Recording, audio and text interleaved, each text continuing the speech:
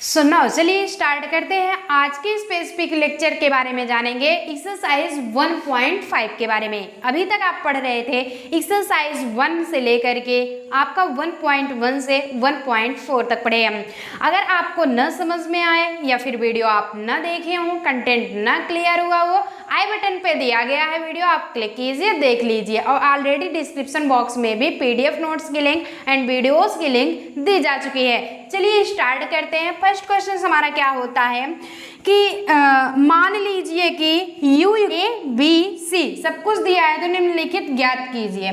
सो हम उसे लिख लेते हैं क्वेश्चन नंबर फर्स्ट में हम ऐड कर लेते हैं कि u इक्वल टू हमारा दिया कितना गया है, u equal to 1 2 3 4 5 6 7 8 9 1 2 3 4 5 6 7 8 9।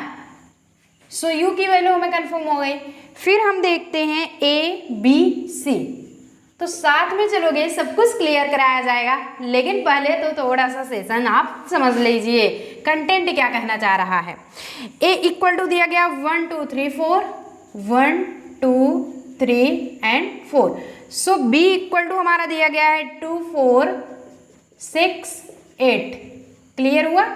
And first and last step C की वैल्यू 3 4 5 6।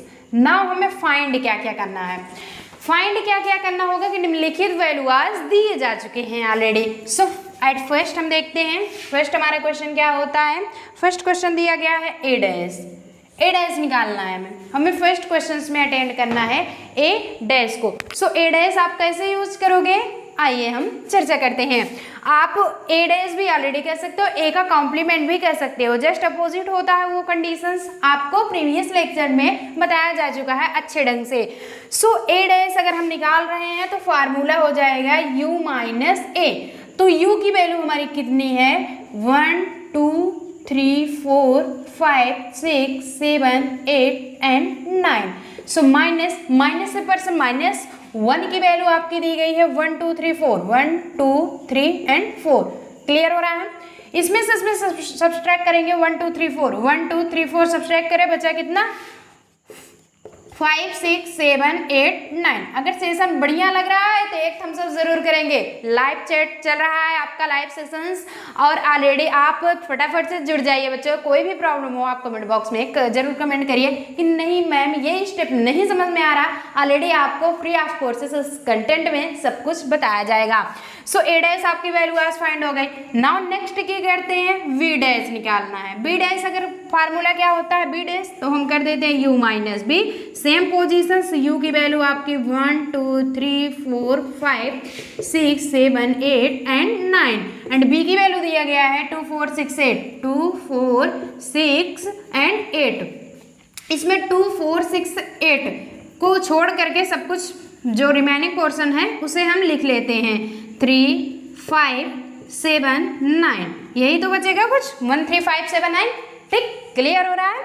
चलिए नाउ फर्स्ट थर्ड स्टेप की बात करते हैं कि थर्ड स्टेप में इसमें क्या निकाला जा रहा है। ए यूनियन सी डैश, इसका कॉम्प्लीमेंट निकालना। आपको जब इसका कॉम्प्लीमेंट फाइंड करना होगा तो आपके फटाक से माइंड में बन गया होगा। एट फर्स्ट हम ए यूनियन से निकाल लेते हैं। ए यूनियन से आपका फाइंड हो गया। जस्ट यू में से उस पोर्शन को सब्सट्रैक्ट कर देंगे, वो हमारा ए यूनियन से सब्सट्रैक्ट आ जाएगा। सॉरी, ये कॉम्प्लीमेंट इसका क्लियर हो जाएगा। सो ऑलरेडी हम इसमें निकालते क्या हैं, implies that A union C. A union से निकालेंगे। ए की वैल्यू आपको कितनी दी गई है 1 2 3 4 1 2 3 एंड 4। आपको पता है यूनियन में क्या होता है, ये देखें इंटरसेक्शन है, ये यूनियन है, ये हम यूनियन जानते हैं, ये हमारा इंटरसेक्शन हुआ। क्लियर है ना। इसमें जस्ट कॉमन ढूंढा जाता है, कॉमन सर्च किया जाता है, और इसमें पूरा मिला के इसमें मिक्सचर होता है। पूरा मिला के सिर्फ वन टाइम एक अक्षर को एक ही टाइम लिखेंगे। ये नहीं है कि ए अगर उसमें भी है उसमें दोनों ब्रैकेट्स में तो ए ऑलरेडी यूज कर लेंगे। इंट्रोडक्शन पार्ट पढ़िए भैया, सब कुछ बढ़िया आएगा, सब कुछ समझ में आएगा। क्लियर है ना। यूनियन सी की वैल्यू कितना है 3 4 5 6 3 4 5 6। क्लियर हो रहा है यहाँ पे।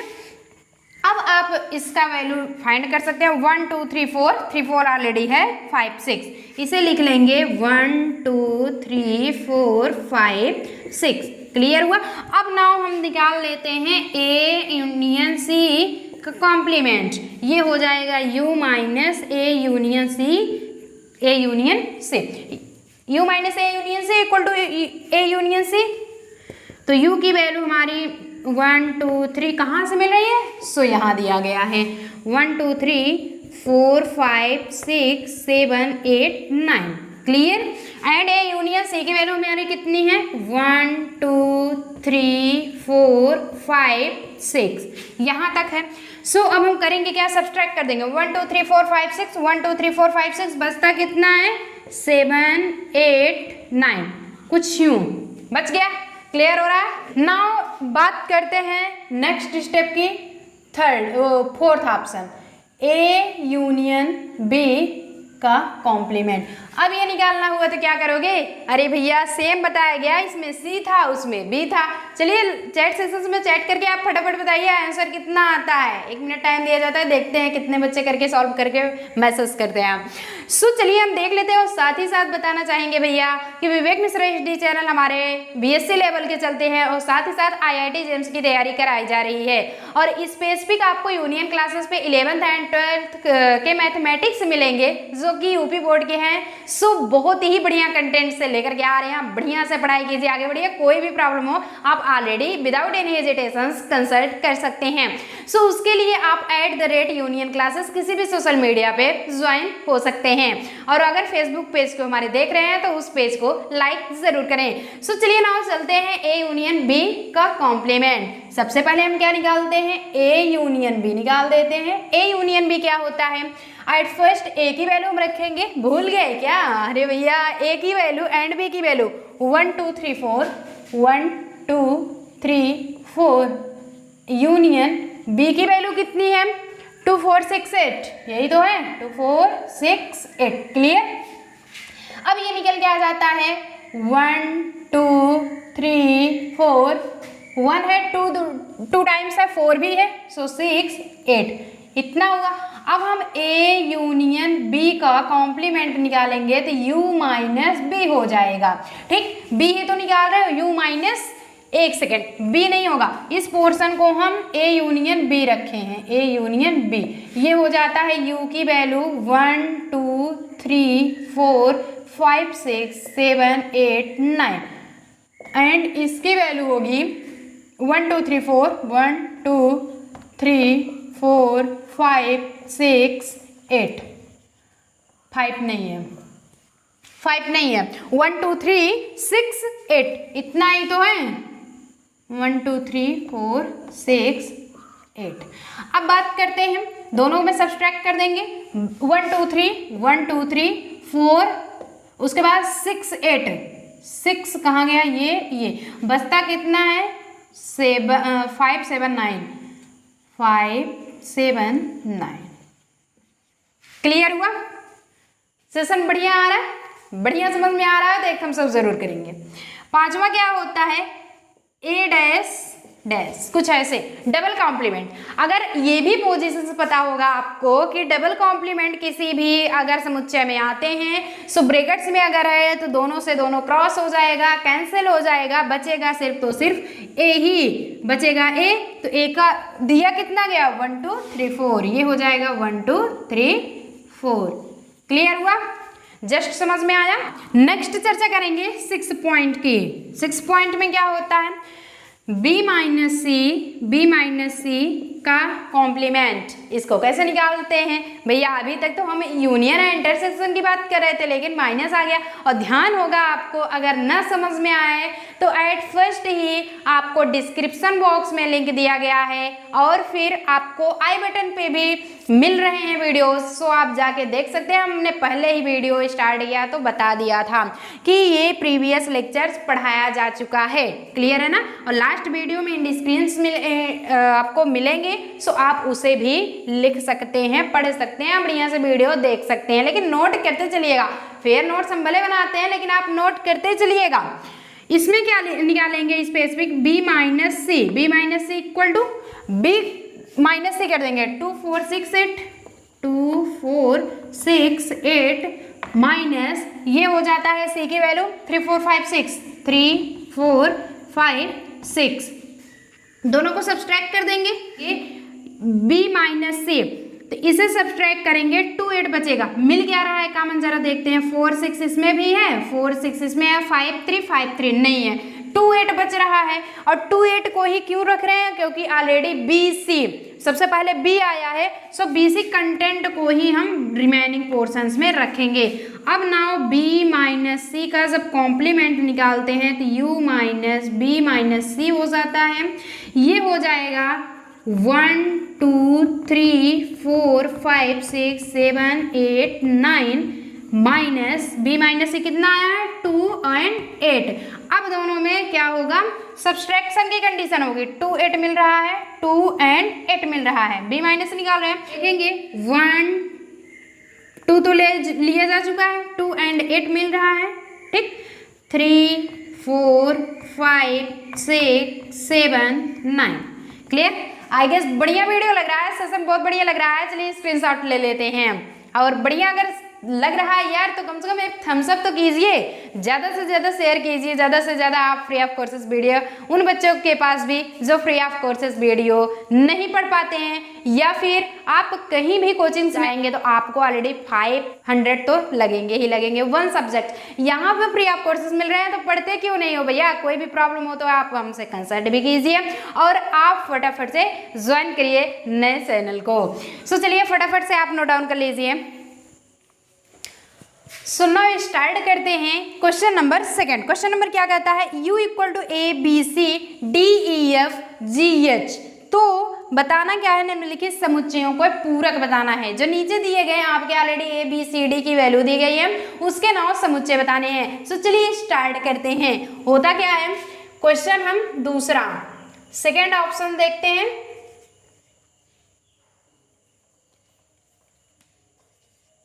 ये क्वेश्चन हमारा सेकंड है।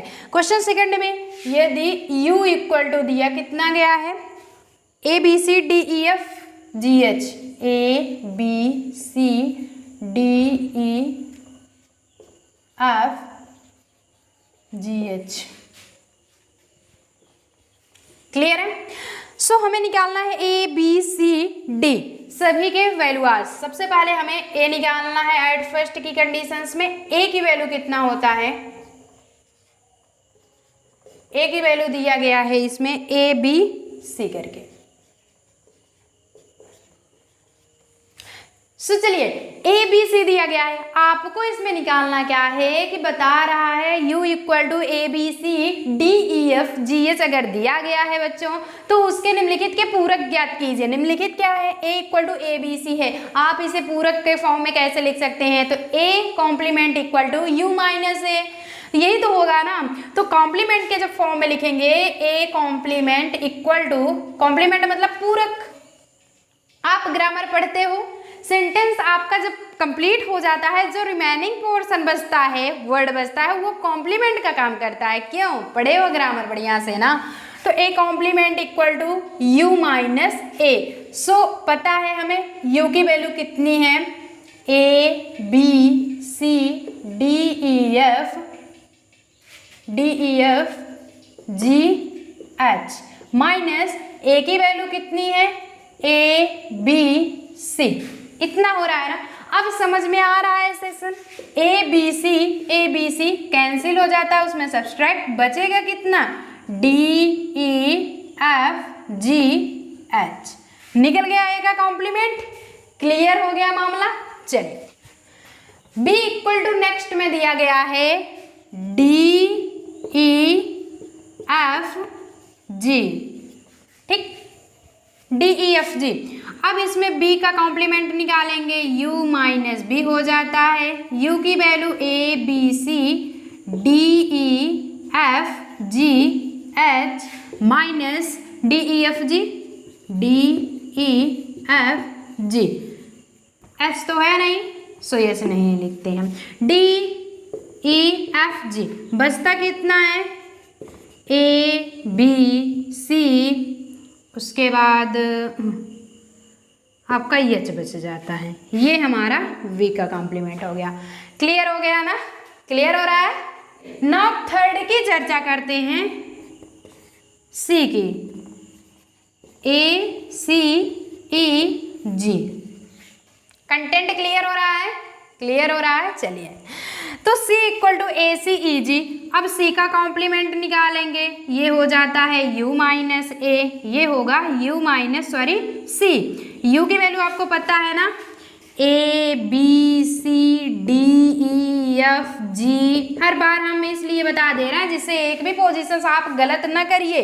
क्लियर हो रहा है ना? C की वैल्यू कितना दिया गया है, A C E G। ये अपने आप बन जाता है बेचारा, सोचता है हम भी जुड़ जाएं, क्या होता है। तो इसमें ए सी ई जी, ए सी ई जी। अब बचता कितना है, रिमेनिंग है बी डी एफ एच। खत्म। क्लियर? ठीक, समझ में आ रहा है? स्टार्ट करते हैं चौथा ऑप्शन यानी कि फोर्थ वाला, D equal to H G F A. समझ में आया? H G F A. इसका जब कॉम्प्लीमेंट निकालेंगे, D इक्वल टू ये हो जाता है D complement equal to U minus D. U की वैल्यू हमारी A B C D E F G H आ जाएगा। D की वैल्यू हमारी कितनी है, H G F A. Clear? H G F A. बचता कितना है आपका कॉम्प्लीमेंट में, बी सी डी ई, बस ई तक ही बचता, 4 ही 4 बच रहा है। समझ में आ रहा है सेशन? समझ में आ रहा है? ज़्यादा से ज़्यादा शेयर करिए, बढ़िया से कंटेंट पढ़ाई कीजिए। चलिए इस सेशन में बात करेंगे क्वेश्चन नंबर 3। नाउ स्टार्ट करते हैं क्वेश्चन नंबर आपका 3। क्वेश्चन क्या कह रहा है कि प्राकृत आपके होंगे क्या कि प्राकृत संख्याओं के समुच्चय को सार्वत्रिक समुच्चय मानते हुए निम्नलिखित समुच्चयों के प्रयोग लिखिए। पूरक लिखिए, कॉम्प्लीमेंट आपको लिखना है, वो भी इन्हें समुच्चय मानते हुए जो नीचे दिए ऑप्शंस हैं बता रहे हैं, और उन सभी के सार्वत्रिक फॉर्म लिखना है। सो चलिए हम करते क्या हैं। फर्स्ट दिया है कि x such that x एक समप्राकृत संख्या है। सो नाउ इसे कैसे करेंगे आप देखेंगे। x such that x एक समप्राकृत संख्या है, तो ऑलरेडी जब सार्वत्रिक समुच्चय लिखने लगेंगे जस्ट उसका अपोजिट कॉम्प्लीमेंट बनता है, तो ये हम लिखेंगे कि x such that x एक विषम प्राकृत संख्या है। समझ में आई बात? जस्ट अपोजिट सब कुछ लिखा जाएगा। नाउ सेकंड क्या कहता है, सेकंड है कि x सच दैट x एक विषम प्राकृत संख्या है। विषम है तो ऑलरेडी आपको क्योंकि पूरक निकाल रहे हो ना भैया, अगर ना समझ में आए, पहला क्वेश्चन क्या अटेंड कर रहा है कि x सच दैट x एक समप्राकृत संख्या है। आप अगर निकाल रहे हो a की value, a complement u minus a होता है। u की वैल्यू अगर समथिंग्स दिया रहेगा आपका, ले लेते हैं जैसे हम 1 2, एक ही समझाया जाएगा जिसमें आपको ऑलरेडी समझ में आ जाएगा। 4 5 6 7 8 9 एंड सो ऑन करके दिया है। फिर माइनस a की वैल्यू अगर हमें दे दी जाती है, पूछा क्या गया है कि एक सम प्राकृत संख्या है, एक प्राकृत सम संख्या है। सम संख्या क्या होता है नेचुरल नंबर में, आपका हो गया 2 4 6 8 10 12 14 एंड सो ऑन। क्लियर? जब a कॉम्प्लीमेंट आप निकालोगे u माइनस ए में, a हमारा क्या क्या बचेगा, 2 4 6 8, ये सब सब्सट्रैक्ट हो गया। 1 3 5 ये बचा है, 1 3 5 7 9 11 and so on and so on. तो ये क्या पोजीशन है, एंड सो ऑन की पोजीशंस क्या है भैया, विषम ही तो है, विषम है। सो हमने लिखा है x सच दैट एक विषम प्राकृत संख्या है। Now clear?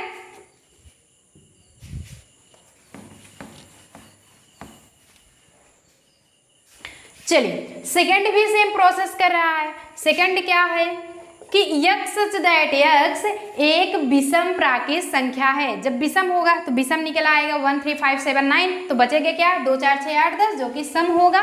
सो इसे हम लिखेंगे यक्स सच दैट यक्स एक सम प्राकृत संख्या है।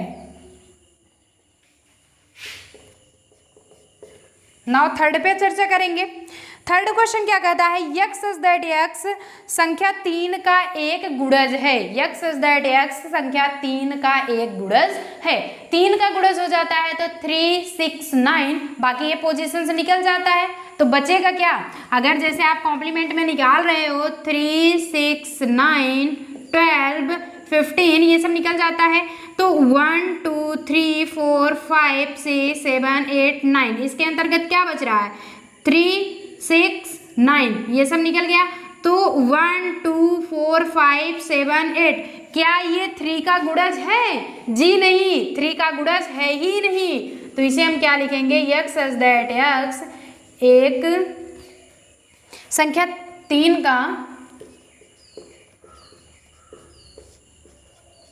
का एक गुणज नहीं है।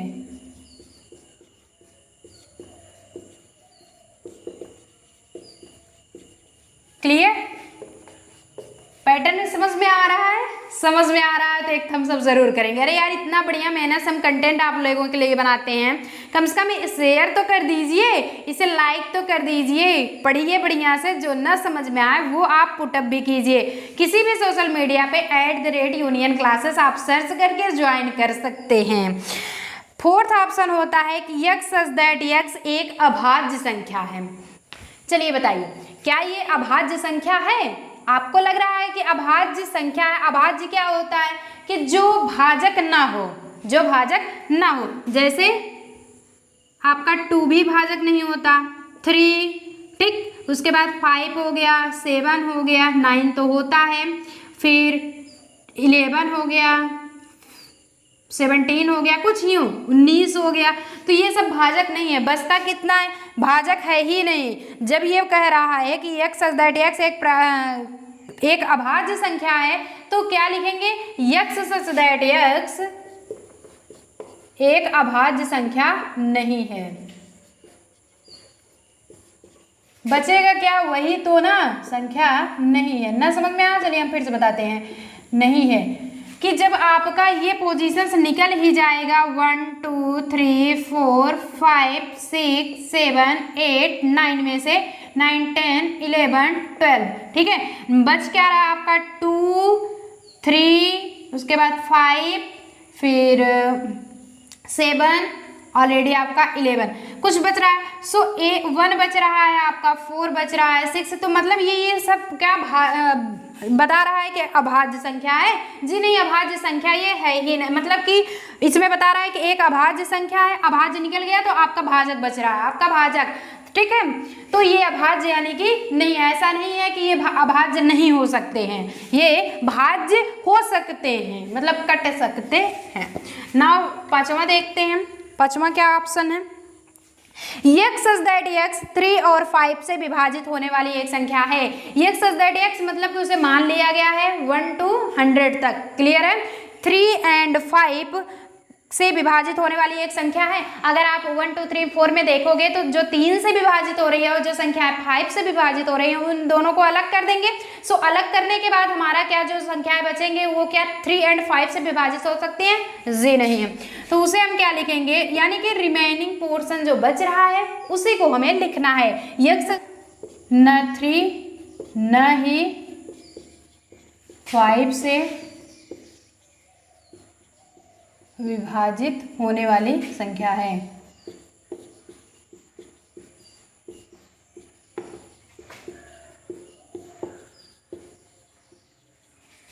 चलिए बढ़िया समझ में आया कंटेंट। नाउ नेक्स्ट की चर्चा करते हैं। ये तो हमारा 5 था, सो हम 6 की बात करेंगे। 6 में क्या होता है, बता रहा है आपको यक्स सच दैट यक्स एक पूर्ण वर्ग संख्या है। अरे भैया 1 2 3 4 में 100 तक जब पूर्ण वर्ग आप निकाल लेते हो, जैसे 1 2 3 4 5 6 7 8 9 10, ठीक, एंड सो ऑन करके दिया गया। पूर्ण वर्ग यानी कि 2 का स्क्वायर, 4 का, फिर 3 का, यानी कि सबका स्क्वायर बन सकता है ना, 1 का भी बन सकता है, 1 to 100 सबका स्क्वायर बन सकता है। जब ये सारी चीजें आप निकाल ही लेते हो तो क्या वर्ग बचेगा? नहीं बचेगा, पूर्ण घन बचेगा ना। तो इसमें लिखेंगे x सच दैट x एक पूर्ण वर्ग संख्या नहीं है, एक पूर्ण वर्ग संख्या नहीं है। क्लियर? चलिए नाउ नेक्स्ट देखते हैं सेवंथ जब देखेंगे, सेवंथ कह रहा है कि x सच दैट x एक पूर्ण घन संख्या, सेम वही प्रोसेस, 1 का क्यूब कर सकते हैं, 2 का क्यूब कर सकते हैं, 3 का क्यूब कर सकते हैं, तो क्या और कोई संख्याएं क्यूब में बचेंगी? जी नहीं, बचेंगी ही नहीं। इसे हम लिखेंगे x सच दैट x एक पूर्ण घन संख्या नहीं है, नहीं है। नाउ एट्थ देखते हैं। एट्थ कंडीशन क्या दिया गया है क्वेश्चंस में कि x such that x plus 5 equal to 8। इसे सॉल्व करना है। आप सॉल्व कैसे करेंगे? आप इसे जब सॉल्व करेंगे ये हो जाता है x प्लस 5 इक्वल टू 8, तो x इक्वल टू 8 माइनस 5, तो x इक्वल टू 3 आ जाता है, 3 आता है। सो हम इसलिए लिख सकते हैं 1 2 4 5 6 7 8 9 and so on. Clear? Method clear हुआ? समझ में आ रहा है? चलिए नाउ नेक्स्ट 9 स्टेप देखते हैं। 9 का क्या दिया जा रहा है? x such that 2x plus 5 equal to 9 plus 5 equal to 9। ये हो जाता है आपका 2x प्लस 5 इक्वल टू 9, तो 2x इक्वल टू 9 माइनस 5 बचता है 4, तो x इक्वल टू 4/2, सो 2 बचेगा। x की वैल्यू हमारी आ जाती है 2, तो x equal to 2, x equal to 2 आ गया। इसे लिखेंगे कैसे? सो हम इसे लिख सकते हैं 1 3 4 5 6 7 8 9 10 11, मतलब कि एंड सो ऑन 100 तक। 100 क्या और आगे इन्फिनिट। ओके, अब 10th की चर्चा करेंगे कि x such that x greater than equal to 7। इसका कैसे करते हैं मेजरमेंट? चलिए देख लेते हैं। इसका हो जाएगा कि 7 से वो संख्याएं बड़ी होनी चाहिए और उसके बराबर होनी चाहिए। तो लिखेंगे कैसे आप? यही तो 7 8 9 10 11 एंड सो ऑन, ये हो जाता है। जब इसका पूरक निकालने लगते हैं, इसका जब पूरक लिखते हैं, पूरक में क्या कंडीशन करेंगे कि 1 2 3 4 5 6 कुछ ये कर देते हैं। ये समझ में आ रहा है? जिस तरह से आपने ये इस कंडीशंस में किया था, जिस तरह से आपने इस कंडीशंस में किया था, सेम वही पोजीशंस है, बाकी कुछ नहीं है। क्लियर?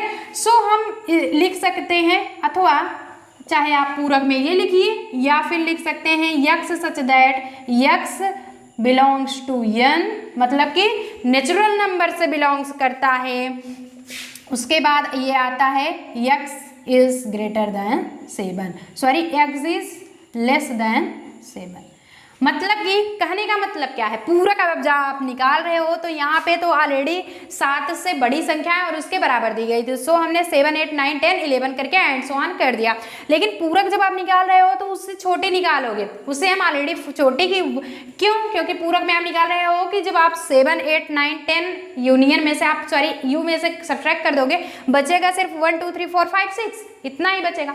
देख लेते हैं u की वैल्यू। आपको मान लेते हैं कि चलिए अगर आप कॉम्प्लीमेंट निकाल रहे हो, जैसे कि x ही मान लेते हैं, निकाल रहे हैं u माइनस x कर देंगे। u की वैल्यू अगर आपको 1 2 3 4 5 6 7 8 9 10 इतना दिया रहे, और माइनस x की वैल्यू हमारी कितनी है?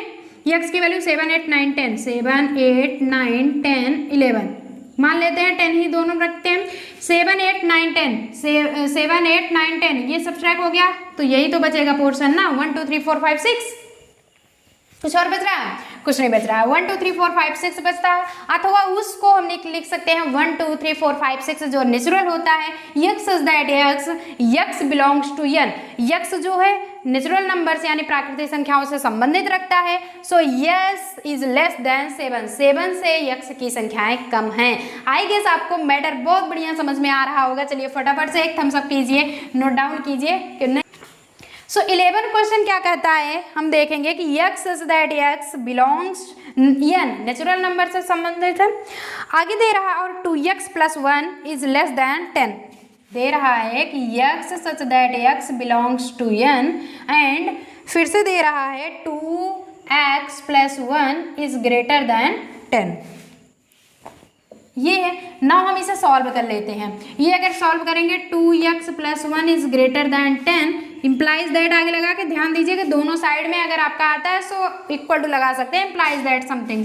ये हो जाएगा 2x ग्रेटर देन 10, उस साइड जाता है -1, 2x 9 बच गया सब्सट्रैक्ट होकर के, x 9/2 मल्टीप्लाई है सब्सट्रैक्शन हो गया, implies that x is greater then 2 चौक 8 4.5, ये आता है यक्स की वैल्यू। अगर तो 4.5 4.5 आता है तो उससे बड़ी संख्याएं क्या होंगी, 5 से होंगी। सो इसका 5 6 7 8 9 10 कुछ यूं चलेगा।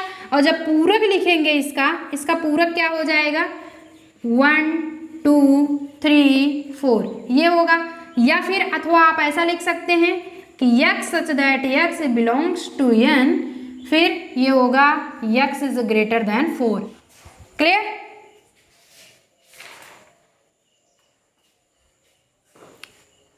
क्लियर हो गया? आई गेस बहुत बढ़िया से समझ में आया होगा। इसी के साथ हम मिलते हैं क्वेश्चन नंबर 4 को लेकर के। आप इसी से में बने रहेंगे। नाउ ऐसे इंटरेस्टिंग वीडियो चलती रहेगी। सुनो, प्रेजेंटेशन हो चुका है आपका क्वेश्चन नंबर 4। क्वेश्चन नंबर 4 क्या होता है कि कह रहा है आपके बुक्स में क्या ऑलरेडी दिया गया है। सबसे पहले देखेंगे कि u = 1 2 3 4 5 6 8 यानी कि 1 की आपकी u की वैल्यू है, a एंड b की वैल्यू दिया गया है। तो सत्यापित कीजिए कि LHS = RHS, सत्यापित कीजिए कि it's means LHS = left hand side and right hand side आपको निकालना है। सो चलिए नाउ निकालेंगे कैसे आप देख लेते हैं। पहले लेफ्ट हैंड साइड देखते हैं। ये हो जाता है A यूनियन B का कॉम्प्लीमेंट। आपको इतना कंफर्म हो चुका है A यूनियन B का कॉम्प्लीमेंट निकालना है। तो आप कैसे करेंगे, at first A union B निकालेंगे। A यूनियन B आपका क्या होगा कि A और B में जो मिल रहा है वो सारे अक्षर एक एक टाइम्स लिखने हैं। 2 उसके बाद 3 4 5 6 7 8 तो ये हो जाता है 2 3 4 5 6 7 8।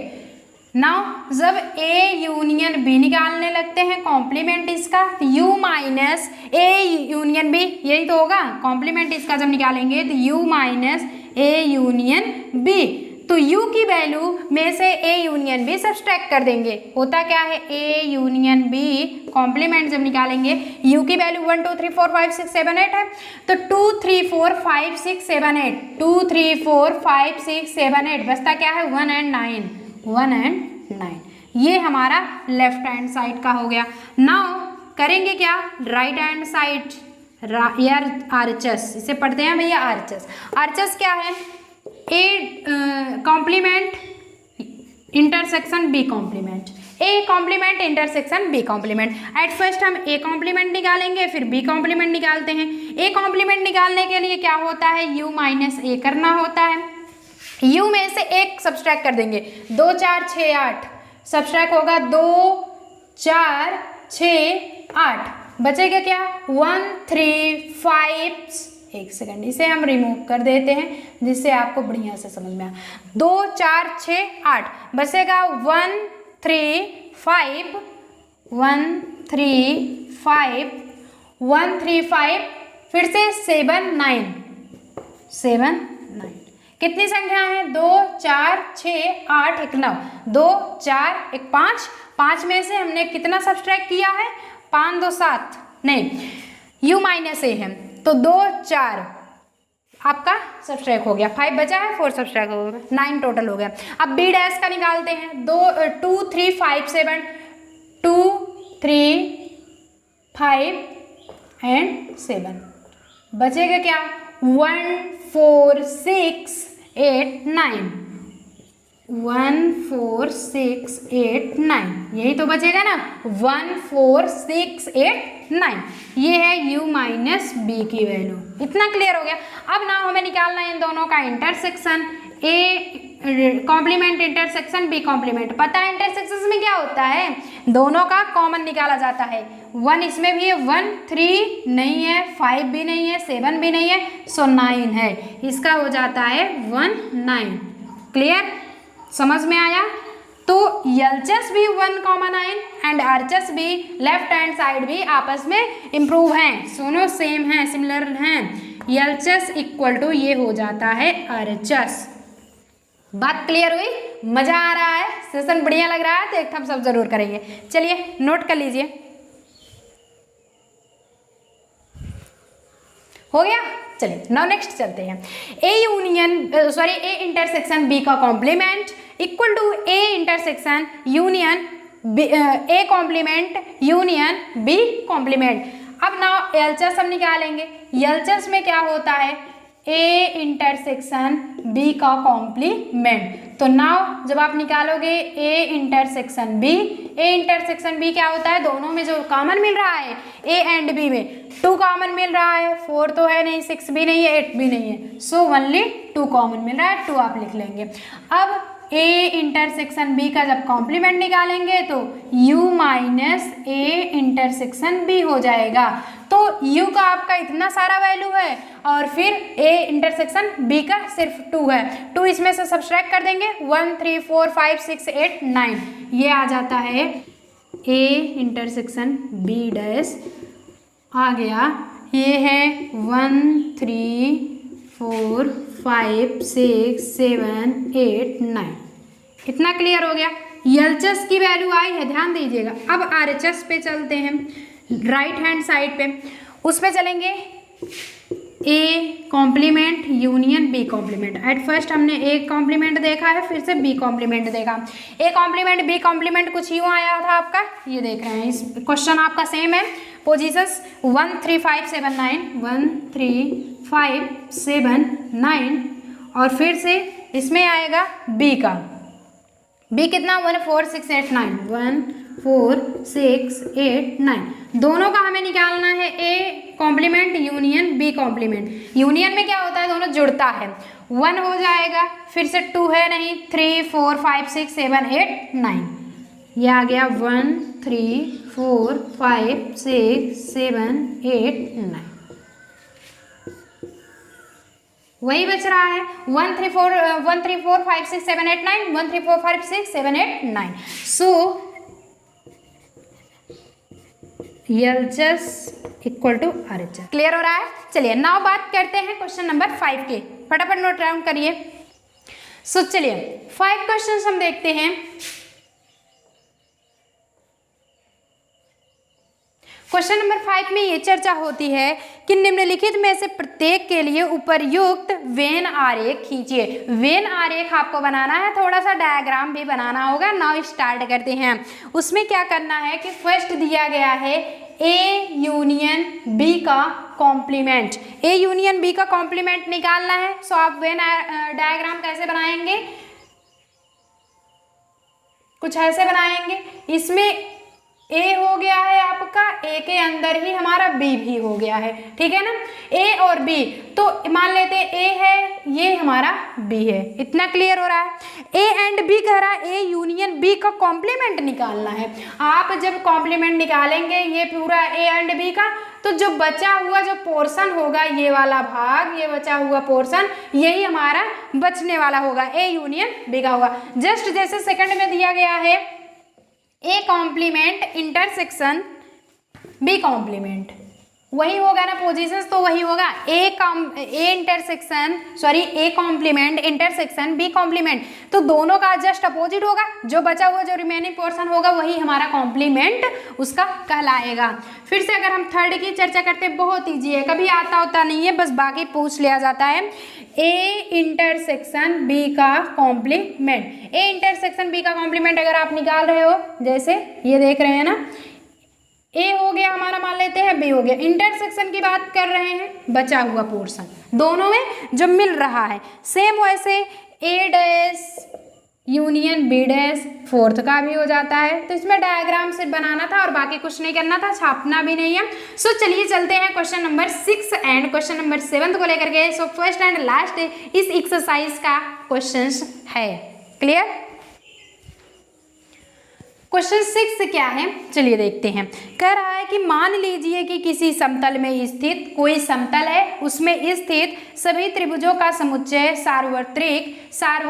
बताया गया है, सार्वत्रिक समुच्चय U है एंड यदि A उन त्रिभुजों का समुच्चय होगा तो कम से कम एक कोण 60 डिग्री से भिन्न है, तो A डैश क्या है, मतलब A कॉम्प्लीमेंट आपका U दिया है, सार्वत्रिक समुच्चय है, A जो है कम से कम 60 डिग्री से कम है उस कोण, एंड फिर बता रहा है A डैश क्या होता है। हमें पता होता है कि A dash equal to U minus है कॉम्प्लीमेंट, सो हम निकालते हैं।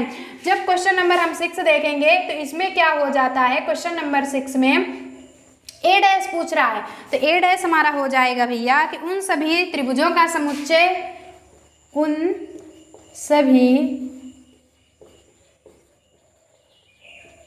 त्रिभुजों का समुच्चय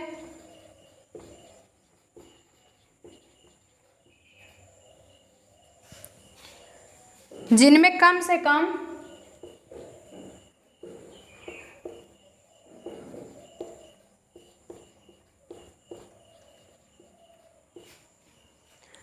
कोण 60 डिग्री का हो।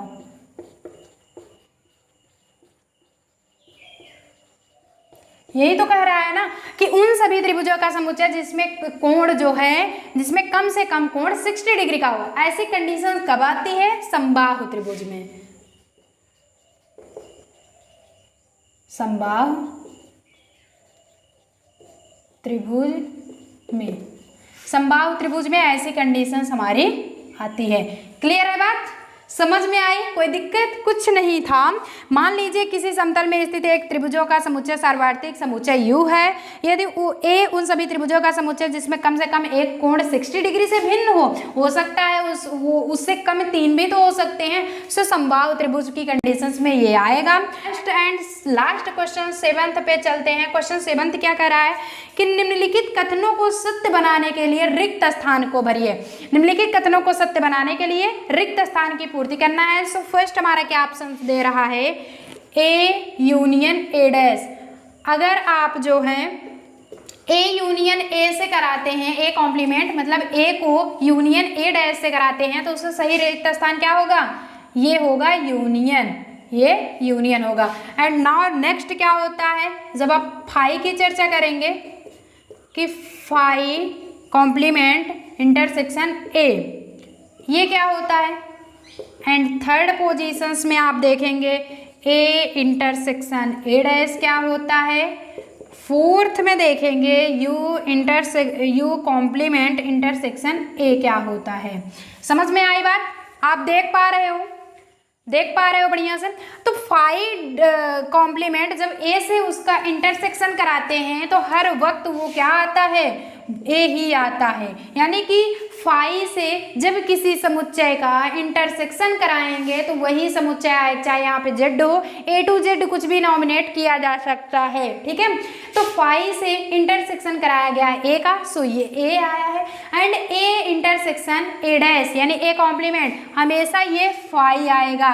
और ना लास्ट में होता है कि U इंटरसेक्शन यानी U डैश इंटरसेक्शन A जब कराएंगे तो इसका भी पोजीशंस फाई आएगा। थोड़ा समझने वाली बात है, इंट्रोडक्शन पार्ट में बढ़िया से पढ़ाया गया है। सो बढ़िया से फर्स्ट ही वीडियोस में आपको बढ़िया कंटेंट लगा और ये सारा जितना भी पोजीशंस है सब कुछ समझाया जाएगा, लेकिन लास्ट तक बने रहेंगे। तो चलिए आई गेस आप हमारे चैनल को सब्सक्राइब किए रहेंगे, बेल आइकन प्रेस करेंगे, notification update time to time मिलता रहेगा। सो आपको डिस्क्रिप्शन बॉक्स में PDF नोट्स की लिंक ऑलरेडी दी जा चुकी है, सो आप जो है उसे देख सकते हैं। @यूनियन क्लासेस किसी भी सोशल मीडिया पे ज्वाइन कर सकते हैं। अगर फेसबुक पेज को देख रहे हैं तो उसे लाइक ज़रूर करें, ज़्यादा से ज़्यादा शेयर करें ऐसे इंटरेस्टिंग वीडियो पाने के लिए। चलिए नोट डाउन कर लेते हैं।